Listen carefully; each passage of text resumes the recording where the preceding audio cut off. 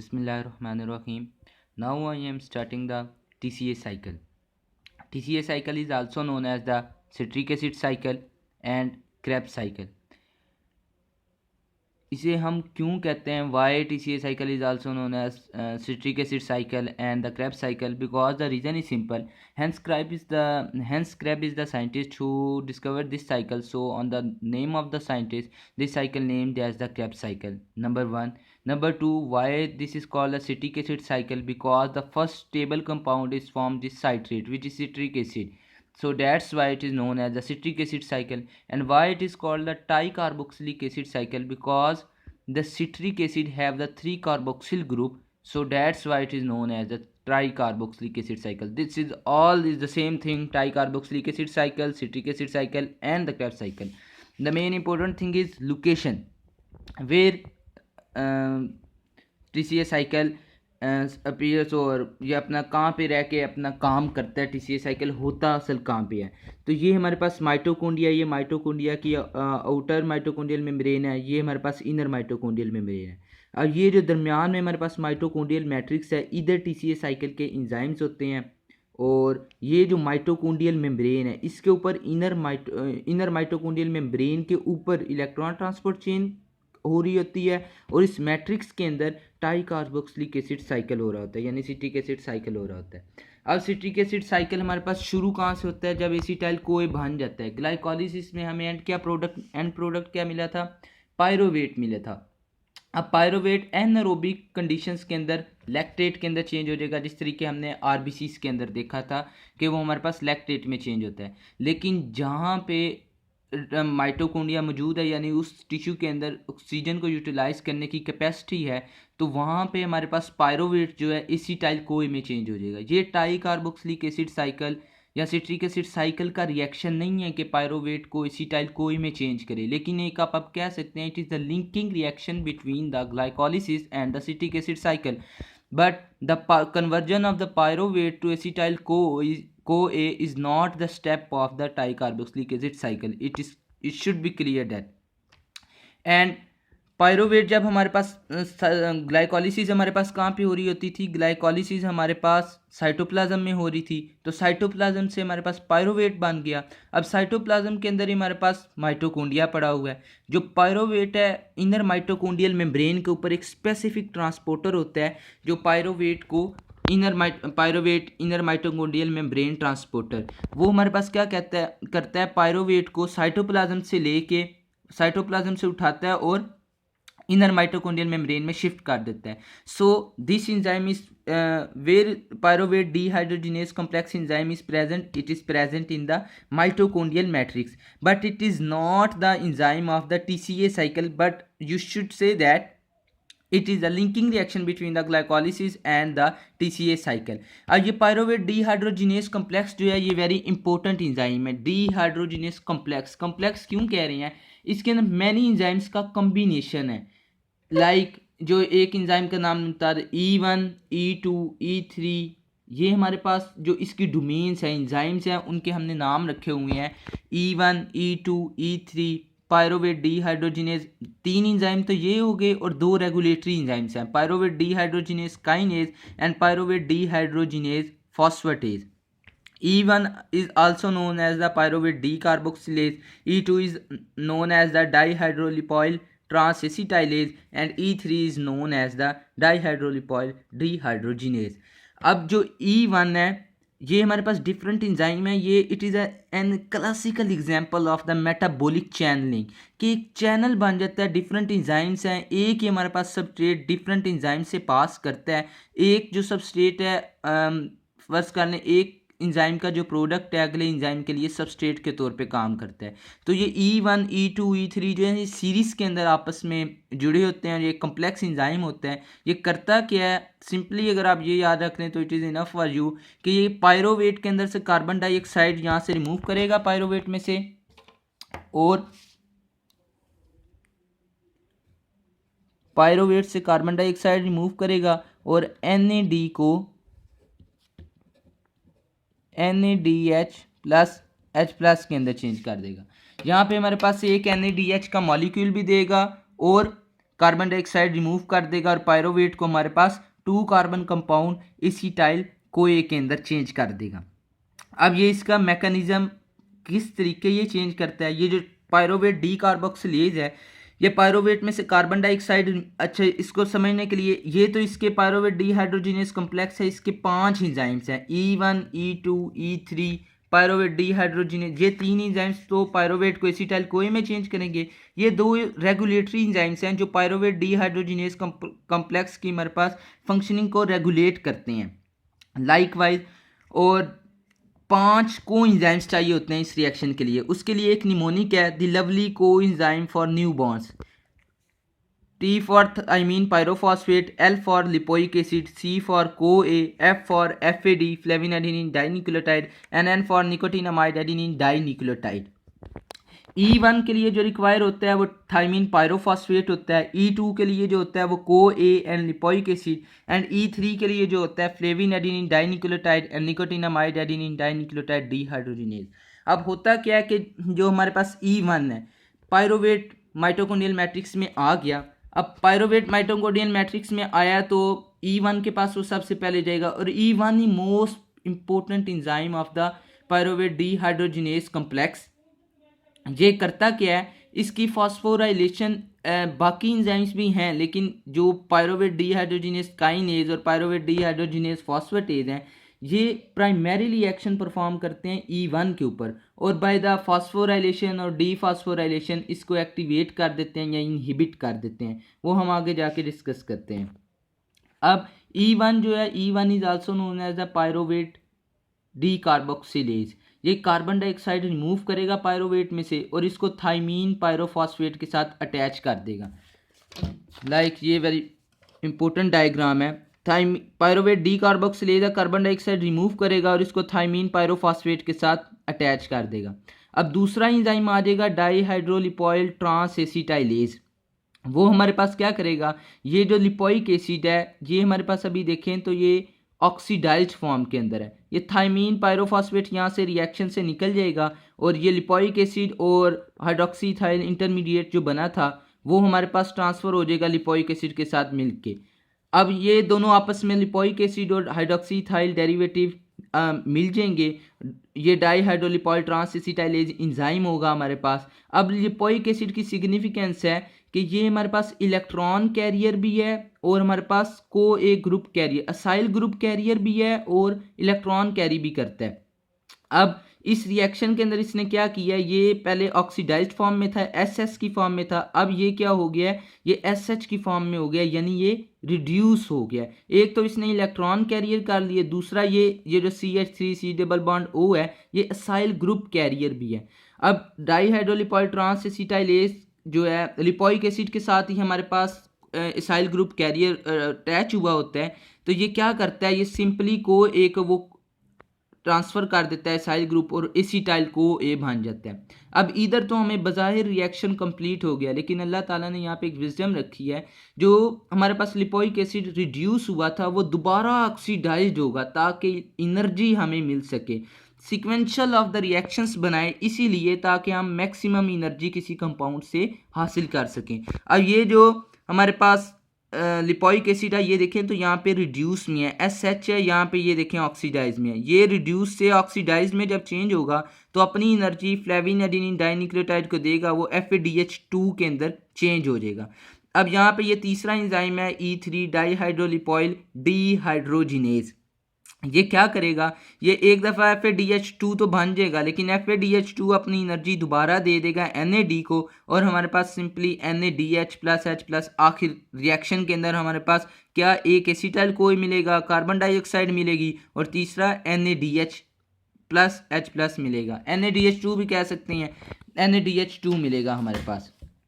अब ये इसके 5 एंजाइम्स हमने को एंजाइम्स डिस्कस कर लिए और 3 एंजाइम्स इसके डिस्कस कर लिए। अब 2 रेगुलेटरी एंजाइम्स है, pyruvate dehydrogenase kinase and pyruvate dehydrogenase phosphatase. मैंने पहले भी एक सिंपल रूल बताया था कि एक रूल है, जब भी सेल का एनर्जी लेवल हाई होगा, whenever there is a high energy level in the cell means then ATP and NADH is present in the abundant amount in the cell, then the all pathways which producing the energy will be inhibited, should be inhibited.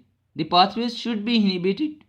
क्यों inhibited हो जाएंगे? क्योंकि हमारे पास access में ही पहले ही energy पड़ी है, तो हमें एनर्जी बनाने की आगे ज़रूरत ही नहीं है, इसलिए रेगुलेटरी एंजाइम्स उन पाथवे को इनहिबिट कर देंगे, लाइक जिस तरीके हमने ग्लाइकोलिसिस में पढ़ा था। जब भी हमारे पास एटीपी की सेल में मिकदार ज़्यादा होगी, एसिटाइल कोए की ज़्यादा मिकदार होगी, कंसनट्रेशन होगी, NADH की कंसनट्रेशन हमारे पास ज़्यादा होगी, तो ये pyruvate dehydrogenase kinase enzyme activate हो जाएगा और ये क्या करेगा, ये E1 की फास्फोराइलेशन करेगा और पायरोवेट डीहाइड्रोजिनेज कम्प्लेक्स जो ये पूरा कम्प्लेक्स है इसको इनएक्टिव कर देगा। सेम वाइज अगर हमारे पास सेल के अंदर एनर्जी लेवल कम है, यानी हमें एनर्जी चाहिए, तो तब क्या होगा, हमारे पास ये हमारे पास पायरोवेट डी लाइक कोए सेल में ज़्यादा हो गया है, ADP ज़्यादा हो गया है, जहाँ हमारे पास NAD ज़्यादा हो गया है, तो पायरोवेट डीहाइड्रोजिनेज फॉस्फेटेज एक्टिवेट हो जाएगा। मींस और कैल्शियम, जब हम मसल कंट्रैक्शन कर रहे होते हैं तो हमें एनर्जी चाहिए होती है, जब हम मसल कंट्रैक्शन कर रहे होते हैं तो हम क्या चाहिए होता है, एनर्जी। अब एनर्जी चाहिए होता है तो मसल कंट्रैक्शन के दौरान कैल्शियम रिलीज होता है, वो डायरेक्टली पायरोवेट डीहाइड्रोजिनेज फॉस्फेटेज को एक्टिवेट कर देता है। तो सिंपली आपने ये याद रखना है कि पायरोवेट डीहाइड्रोजिनेज कम्प्लेक्स जो एंजाइम है, जब इसकी फास्फोराइलेशन होगी तो ये इनएक्टिव हो जाएगा। फास्फोराइलेशन किन कंडीशंस में होगी, जब हमारे पास acetyl co A as compare to the co A ज़्यादा हो जाएगा, यानी एसिटाइल को ए की रेशो इन अगर हम कंपैरेटिवली को ए की रेशो के मुकाबले में देखें तो एसिटाइल को ए अगर हमारे पास ज़्यादा हो जाए तो सेल के अंदर ये इंजाइम जो है एक्टिवेट हो जाएगा। अगर लाइक वाइज ATP ज़्यादा हो जाए, NADH ज़्यादा हो जाए, तब भी ये enzyme pyruvate dehydrogenase kinase activate हो जाएगा और E1 की फास्फोराइलेशन करेगा और इसको इनएक्टिवेट कर देगा। अगर if there is a deficiency of the coenzymes of the pyruvate dehydrogenase complex, these 5 coenzymes, it will lead to the inhibition of the pyruvate dehydrogenase complex enzyme। अगर इनकी कोएंजाइम्स की डेफिशिएंसी हो जाएगी तो आसान सारी बात है कि पायरोवेट डीहाइड्रोजिनेज कम्प्लेक्स अपना फंक्शन परफॉर्म नहीं कर पाएगा।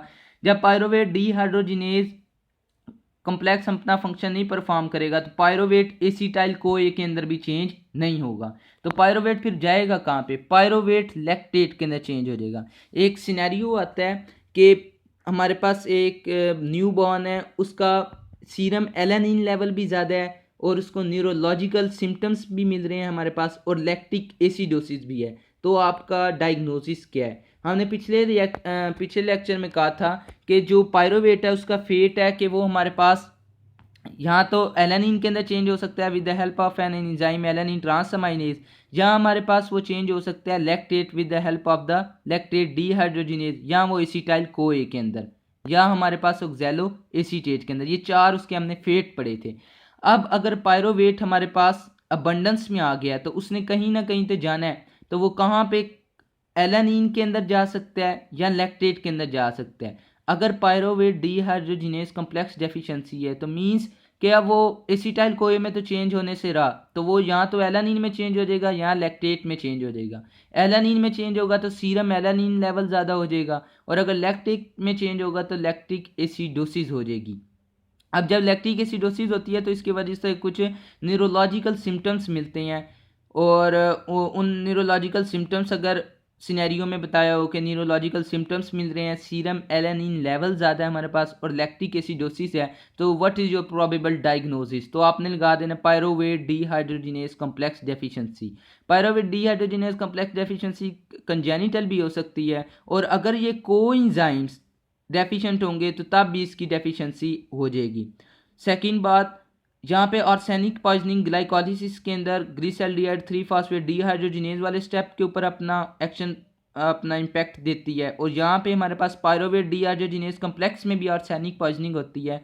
वो लिपोइक एसिड जो है उसके साथ उसको समझ लें एक ऐसा लिपोइक एसिड को हमारे पास इस्तेमाल नहीं होने देती पायरोवेट डीहाइड्रोजिनेज कम्प्लेक्स में, तो एज अ रिजल्ट क्या होगा, लिपोइक एसिड के दो मैंने इंपॉर्टेंट फंक्शंस बताए हैं, एक वो असाइल ग्रुप कैरियर है, दूसरा इलेक्ट्रॉन कैरियर है। अगर वो इलेक्ट्रॉन कैरी भी नहीं करेगा, असाइल ग्रुप कैरी भी नहीं करेगा, तो जाहिर बात है अगर कोई भी कोएंजाइम इसके अंदर से डेफिशिएंट, ये मेटाबॉलिक चैनलिंग है, अगर कोई भी इसके अंदर से कोई एंजाइम या एंजाइम मिस होगा तो वो एक पूरा चैनल नहीं परफॉर्म होगा, तो हमारे पास बाय प्रोडक्ट भी नहीं मिलेगा।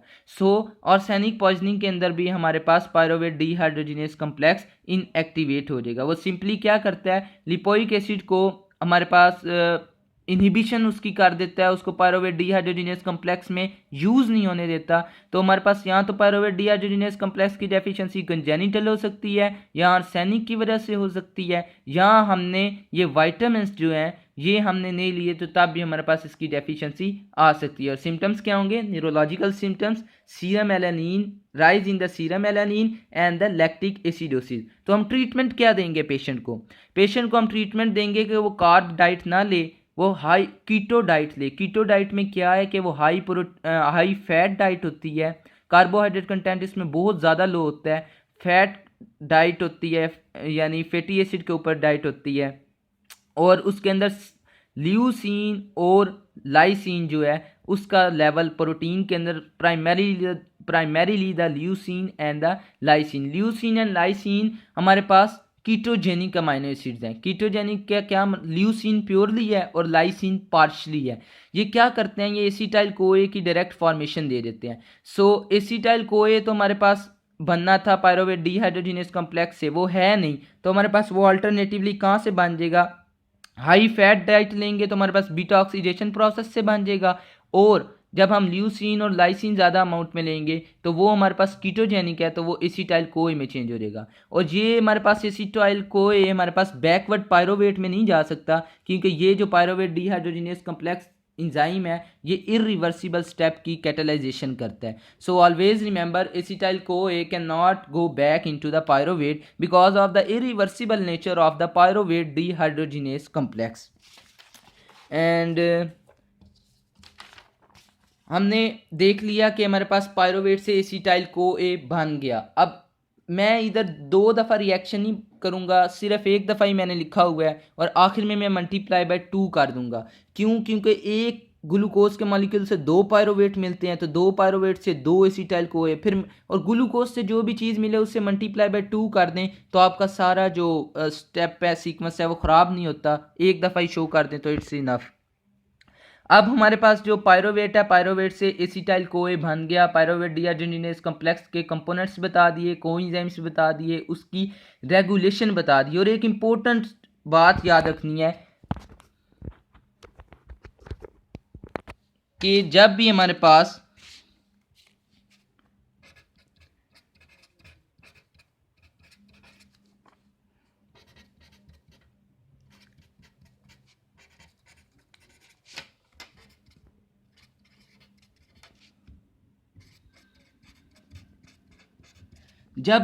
ये मैंने 3 रेशियोज लिखी हैं, जब भी हमारे पास acetyl CoA as compare to the CoA और ATP over ADP and NADH over NAD, ये जब भी हमारे पास ज़्यादा होंगे तो ये पायरोवेट डिहाइड्रोजिनेस कम्प्लेक्स इनएक्टिवेट हो जाएगा। और जब हमारे पास फ़र्ज कर लें कोए ज़्यादा हो जाएगा, एडीपी ज़्यादा हो जाएगा, एनएडी ज़्यादा हो जाएगा, तो ये हमारे पास उसको एलोस्टेरिकली एक्टिवेट कर देंगे। और यही हमारे पास तमाम ग्लाइकोलिसिस के अंदर भी यही सीक्वेंस चलता है, और ये टीसीए साइकिल में भी ये चलता है। आगे हम जाके देखेंगे आइसोसाइट्रेट डिहाइड्रोजिनेज, तो वो भी हाई एनर्जी कंपाउंड से इनएक्टिवेट हो रहा होता है, और low energy compound means ADP से एक्टिवेट हो रहा होता है।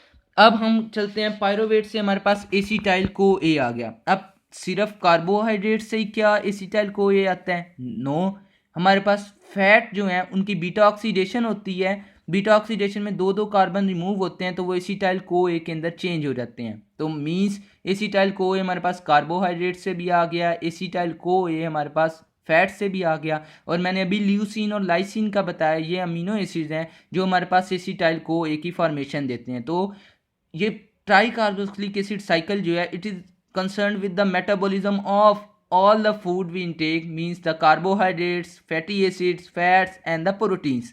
और ये एम्फीबोलिक पाथवे है, मींस इसके अंदर एनाबोलिक रिएक्शंस भी हो रहे होंगे और कैटाबोलिक रिएक्शंस भी होंगे। लाइक एसिटाइल कोए की यहाँ पूरे साइकिल में हमें ऑक्सीडेशन तो नज़र आती है, लेकिन एट द सेम टाइम अगर आप रिएक्शंस पे गौर करें तो हमारे पास जो सक्सिनाइल कोए जो हमने फर्स्ट ईयर में पढ़ा है, जो फर्स्ट ईयर के नॉलेज से आप देख सकते हैं कि सक्सिनाइल कोए हमने कहा था कि हमारे पास हीम सिंथेसिस में इस्तेमाल हो रहा है। अब ये एनाबॉलिक रिएक्शन की एक एग्जांपल है। तो इसी तरीके ये जो टीसीए साइकिल है इसके अंदर एनाबॉलिक रिएक्शन भी हो रहे होते हैं और कैटाबॉलिक रिएक्शंस भी हो रहे होते हैं, और ये एम्फीबॉलिक पाथवे है। एम्फीबॉलिक पाथवे का मतलब यही है कि एनाबॉलिक और कैटाबॉलिक रिएक्शंस इसके अंदर दोनों हो रहे हैं, और ये ओपन सिस्टम है, not a close system. Means different compounds हमारे पास इसके अंदर आते हैं और डिफरेंट इंटरमीडिएट्स इसके यूज होते हैं for the production of the different things, like the oxaloacetate is used in the formation of the gluconeogenesis, while the succinyl-CoA is used in the formation of the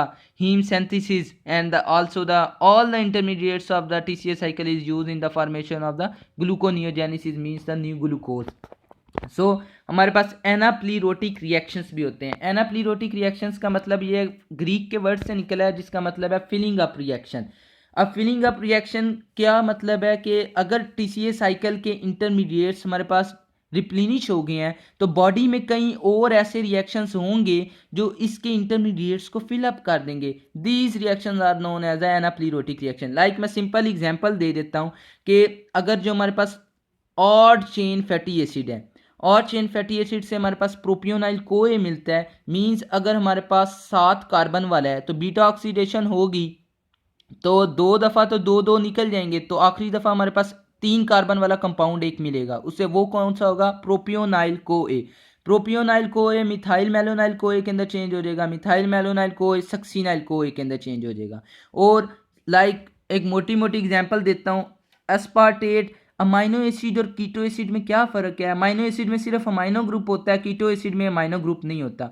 तो amino acid से अगर हम उसकी D amination कर दें या trans amination कर दें तो वो हमारे पास कीटो एसिड में चेंज हो जाएगा। तो एस्पार्टेट जो है जब उसके अंदर से अमाइनो ग्रुप रिमूव किया जाता है वो ऑक्सैलो एसीटेट में चेंज होता है। फ्यूमारेट जो है हमारे पास phenylalanine, tyrosine, purine synthesis के अंदर यूरिया साइकिल के अंदर मिलता है। सक्सीनाइल कोए हमारे पास आइसोल्यूसिन, और हमारे पास डिफरेंट अमीनो एसिड्स हैं, और जिसकी वजह से हमारे पास ये सक्सीनाइल कोए मिलता है। और चेन फैटी एसिड से हमारे पास propionyl with the help of the propionyl CoA हमारे पास सक्सीनाइल कोए मिलता है।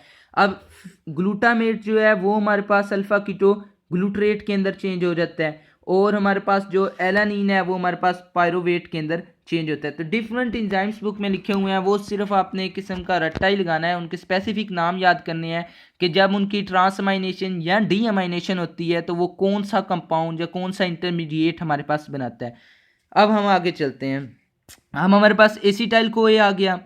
अब मैंने कोई बिजनेस स्टार्ट करना है तो मैं क्या करूँगा कि मेरे पास एसिटाइल कोए जो है वो 2 कार्बन कंपाउंड है, तो मैं कहीं से 4 लाख रुपीज़ बोरो कर लूँगा कि मैं अपना बिजनेस स्टार्ट कर सकूँ। 2 लाख रुपीज़ मेरे पास पहले ही हैं, 4 लाख रुपीज़ मैंने बोरो कर लिए। तो अब हमारे पास ऑक्सैलो एसीटेट वो 4 लाख रुपीज़ हैं, वो एसिटाइल कोए के साथ मिलेगा। इंजाइम कौन सा है? साइट्रेट सिंथेज, वो ये चेंज कर देगा साइट्रेट के अंदर।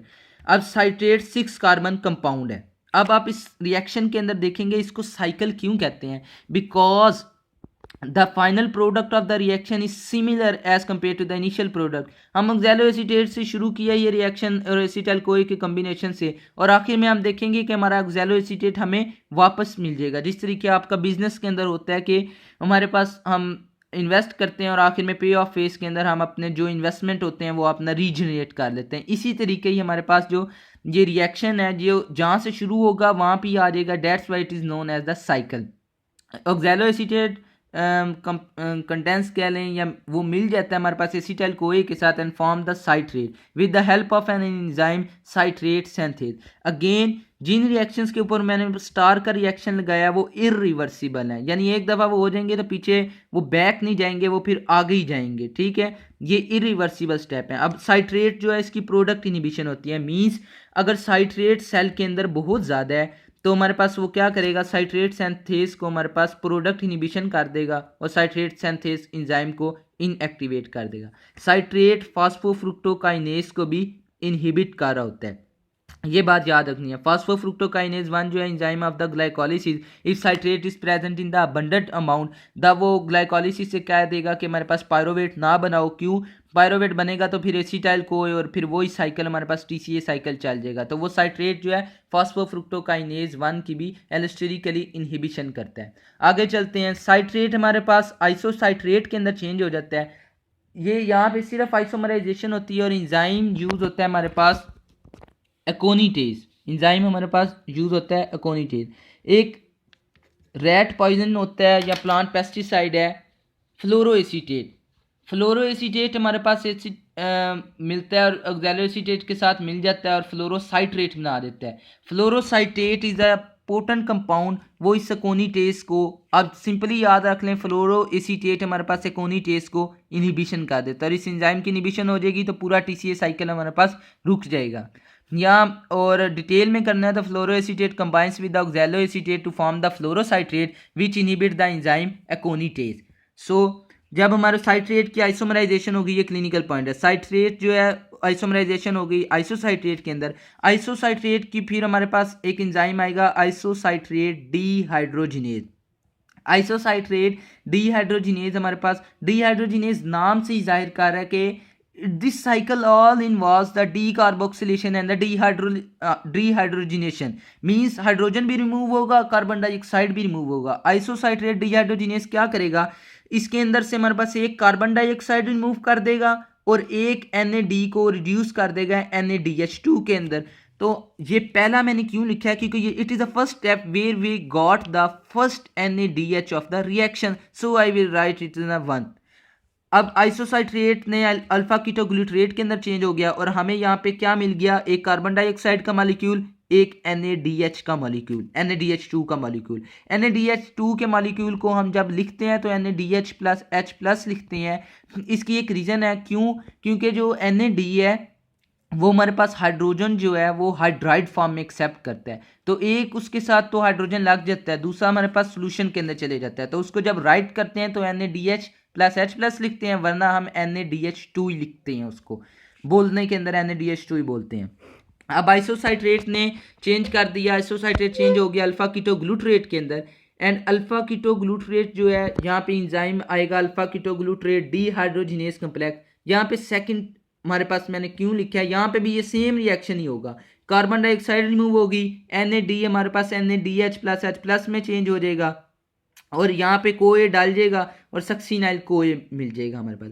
ये जो alpha ketoglutarate dehydrogenase complex is very similar to the pyruvate dehydrogenase complex, but the difference is that it does not have the regulatory enzymes. इसके पास रेगुलेटरी एंजाइम्स नहीं होते, जिस तरीके पायरोवेट डीहाइड्रोजिनेज कॉम्प्लेक्स में पायरोवेट के पास हमारे पास पायरोवेट डीहाइड्रोजिनेज कॉम्प्लेक्स में दो रेगुलेटरी एंजाइम्स हमने पढ़े हैं, pyruvate dehydrogenase kinase and pyruvate dehydrogenase phosphatase. इसके अंदर वो एंजाइम्स नहीं होते रेगुलेटरी, बाकी इसके क्या कहते हैं को एंजाइम्स भी सेम ही हैं, thiamine pyrophosphate, lipoic acid, CoA, nicotinamide, adenine dinucleotide and flavin adenine dinucleotide. इसके को एंजाइम्स भी हमारे पास सेम है और एंजाइम सेम है, लेकिन वो रिएक्शन डिफरेंट कैटालाइज करेंगे, तो ये सिमिलर रिएक्शन परफॉर्म करता है as compare to the pyruvate dehydrogenase complex, but it does not have the regulatory enzyme. तो ये हमारे पास दो इंपॉर्टेंट एंजाइम्स है। ये रेगुलेट फिर किस तरीके होंगे, मैंने पहले सिंपल रूल बताया कि जब भी सेल के अंदर एनर्जी लेवल ज़्यादा होगा तो ये आइसोसाइट्रेट डीहाइड्रोजिनेज कॉम्प्लेक्स इनएक्टिवेट हो जाएगा। कैल्शियम हमारे पास शो कर रहा है muscle contraction, means we should need the energy to fulfil our requirements, so ये हमारे पास आइसोसाइट्रेट डीहाइड्रोजिनेज एक्टिवेट हो जाएगा। और अल्फा कीटोग्लूटरेट डीहाइड्रोजिनेज कॉम्प्लेक्स की प्रोडक्ट इनहिबिशन होती है, हाई एनर्जी कंपाउंड इसको इनहिबिट कर देते हैं और कैल्शियम हमारे पास इसको हमारे पास स्टिमुलेटरी इफेक्ट आता है कि मीन्स हमें एनर्जी चाहिए। अब हमारे पास एक मॉलिक्यूल ऑफ कार्बन डाइऑक्साइड यहाँ से रिलीज हो गया, एक NADH2 हमें यहाँ से मिल गया, एक NADH2 हमारे पास यहाँ से मिल गया और एक यहाँ से भी कार्बन डाइऑक्साइड रिलीज हुआ। देखें अगर तो एसिटाइल को-ए जो हमने शुरू के अंदर इस्तेमाल किया था उसके दोनों कार्बन डाइऑक्साइड की रिलीज कार्बन डाइऑक्साइड के अंदर as in the form of the carbon dioxide they leave the reaction.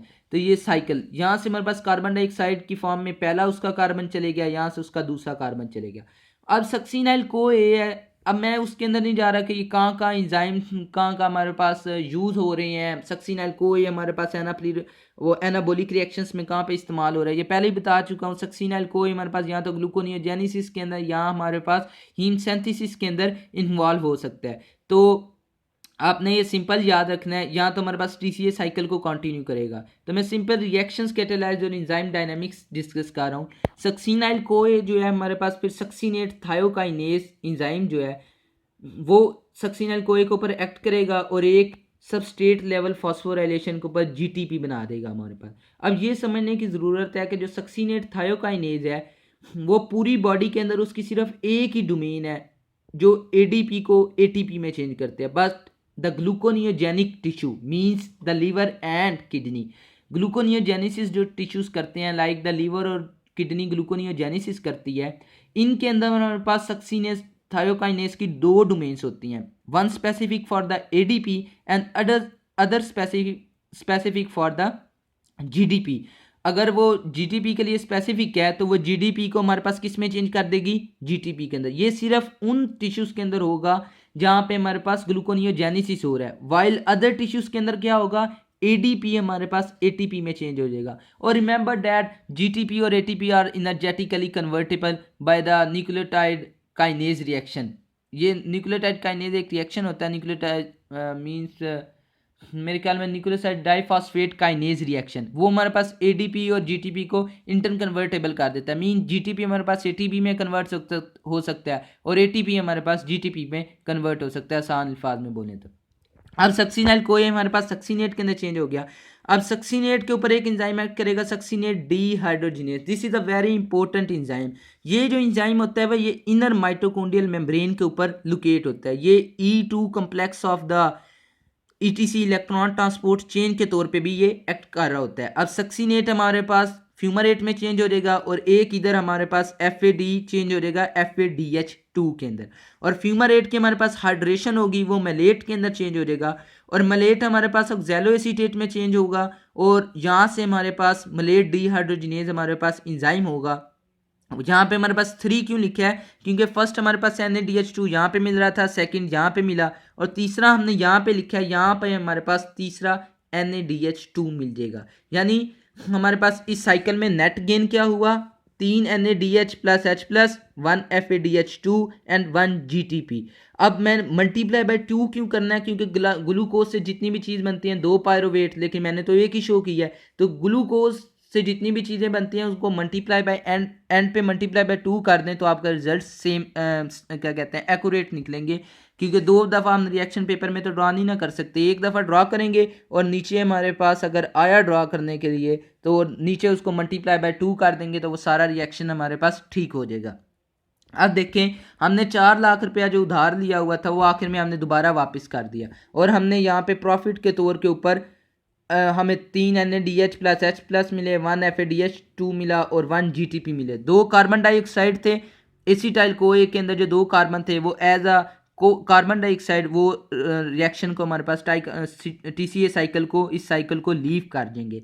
So this is the all about the enzymes of the TCA cycle. और ऑलवेज रिमेंबर कि अगर कोई पूछे तो इसके अंदर बताना है कि TCA साइकिल के रेगुलेटरी स्टेप कौन से हैं। तो इसके अंदर मल्टीपल रेगुलेटरी स्टेप हैं like the isocitrate dehydrogenase citrate synthase alpha ketoglutarate dehydrogenase complex. Lippincott लिखती है कि इसके अंदर जो हमारे पास मल्टीपल एंजाइम्स हैं जो इसकी रेगुलेशन कर रहे होते हैं, और रेगुलेशन का एक याद रखना है, या तो एंजाइम इनहिबिट होगा या तो एक्टिवेट होगा। तो इनहिबिट किस सूरत में होगा, जब सेल का लेवल हाई होगा, मींस ये कंपाउंड्स बहुत ज़्यादा होंगे, और एसिटाइल कोए बहुत ज़्यादा होगा, ATP बहुत ज़्यादा होगा, NaDH बहुत ज़्यादा होगा। और इनहिबिट यानी ये इनहिबिट तब भी होंगे जब हमारे पास रिएक्शन इनहिबिट हो जाएगा, जब ये कंपाउंड ज़्यादा होंगे। और एक्टिवेट कब हो जाएगा, ये सारे एंजाइम्स एक्टिवेट कब हो जाएंगे, जब लो एनर्जी कंपाउंड्स हमारे पास ज़्यादा होंगे, means NAD ADP and the CoA. This is the simple way to learn the enzyme dynamics by understanding these high energy and low energy compounds. And remember that alpha ketoglutarate dehydrogenase complex is also allosterically activated by the calcium as well as the isocitrate dehydrogenase. So this is all about the TCA cycle. From TCA cycle we got 3 molecules of NaDH2, 1 molecule of FADH2 and 1 GTP, and in the last we multiply by 2, so we get the glucose से जितनी हमारे पास चीज़ें बनेंगी वो हमारे पास सारी मिल जाएंगी। अगर हम एक से ही करेंगे तो मीन्स 1 पायरोवेट हमने इस्तेमाल किया है। और ये बात नहीं भूलनी, यहाँ पे हम भूल जाते हैं कि जब पायरोवेट जब एसिटाइल कोई में चेंज होता है तब भी हमारे पास एक NaDH मिलता है। तो 2 पायरोवेट्स हैं तो यहाँ पे भी हमारे पास 2 NaDH मिलेंगे। लेकिन ये मैंने पहले लेक्चर के शुरू में बताया था कि ये जो स्टेप है ये हमारे पास linking reaction, we should say that it is a linking reaction between the glycolysis and the TCA cycle, but it is not the actual step of the TCA cycle. So I cannot include these two NaDH2 molecule which produced here in this net gain. In the last जब हम क्या करते हैं,